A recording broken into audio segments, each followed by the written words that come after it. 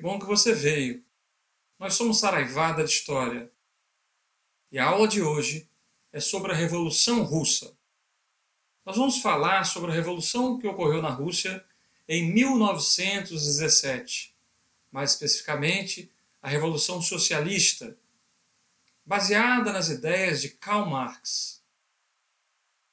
Dentre outras coisas, o alemão Karl Marx, ao analisar a sociedade capitalista industrial inglesa, vai dizer que os trabalhadores devem ser responsáveis por sua emancipação.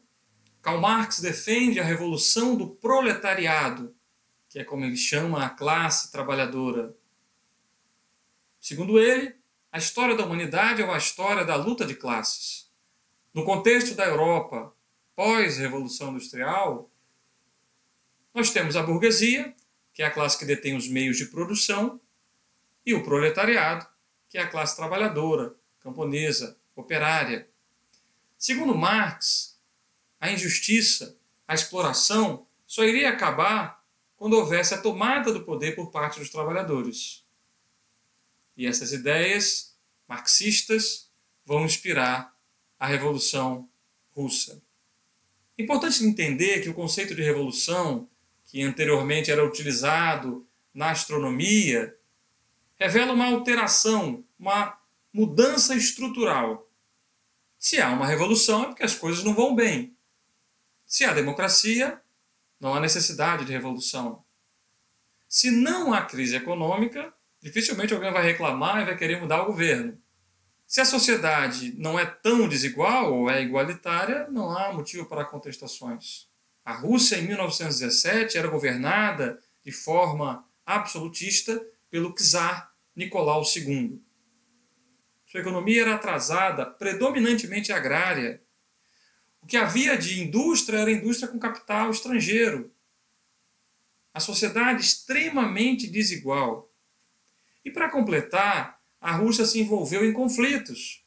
A Guerra Russo-Japonesa e a Primeira Guerra Mundial. Por mais que, no primeiro momento, a Rússia estivesse ao lado da Tríplice Entente, com alguma perspectiva de vitória na guerra, o que vai acontecer é que a Rússia vai sofrer bastante com os avanços alemães. A economia russa entra em colapso. E é nesse contexto, em 1917, que começa um movimento cada vez mais sólido para a retirada do poder da monarquia. O que vai acontecer?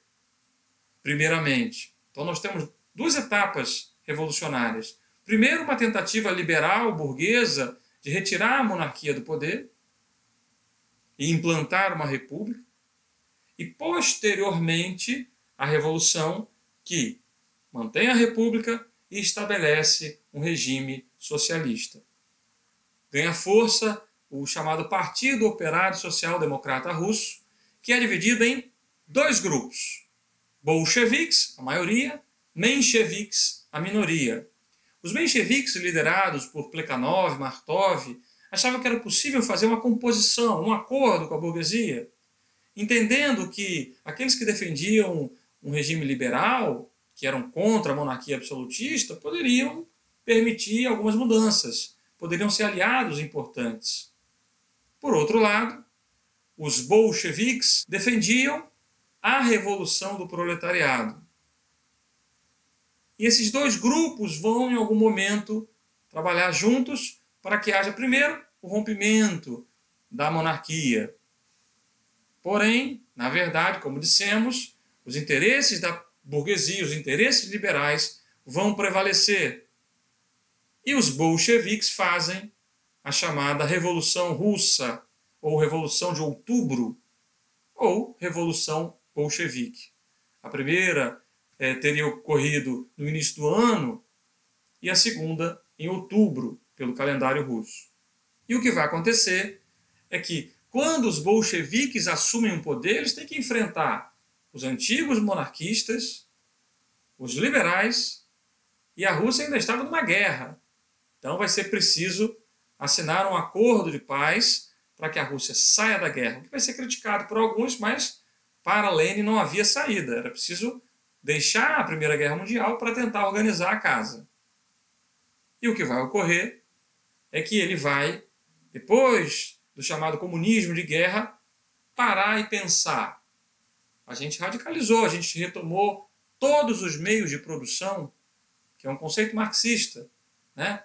O povo deve exercer direito sobre os meios de produção, sobre a terra, sobre as fábricas, enfim. Se propõe uma reforma agrária ampla. Esse governo, inspirado nas ideias de Marx, vai promover uma série de mudanças no chamado comunismo de guerra. Conceitualmente, o socialismo seria uma etapa para o comunismo. Então, quando a gente fala em comunismo, é quanto ao objetivo. No comunismo, não existem classes sociais.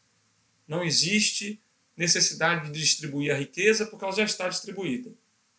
O socialismo seria uma etapa anterior, né? Para Marx, existia o comunismo primitivo, e ao longo da história da humanidade, a gente vai ter o escravismo, depois o feudalismo, depois o capitalismo, em suas várias etapas, até chegarmos ao socialismo, e, na sequência, dentro da visão de Marx, se chegaria ao comunismo. Fato é que Lenin vai dar um passo atrás para dar dois adiante. Ele percebe que a Rússia queimou etapas. A Rússia saiu de uma realidade praticamente feudal para um regime socialista.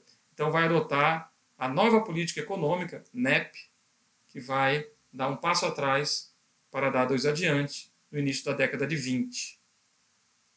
Posteriormente, com a morte de Lenin, há uma disputa entre Trotsky e Stalin, e esse último, Stalin, acaba assumindo, e em seu governo vai haver uma série de planejamentos estruturais da economia, os chamados planos quinquenais, em que a Rússia, de fato, vai evoluir bastante economicamente, a desigualdade social vai ser reduzida drasticamente. Por outro lado, aquele governo ditatorial, que talvez devesse existir dentro de um determinado contexto como algo provisório, vai ficar permanente, vai existir até a morte de Stalin. Mas isso já é uma outra história. Nós somos Saraivada de História. Continue com a gente. Até a próxima.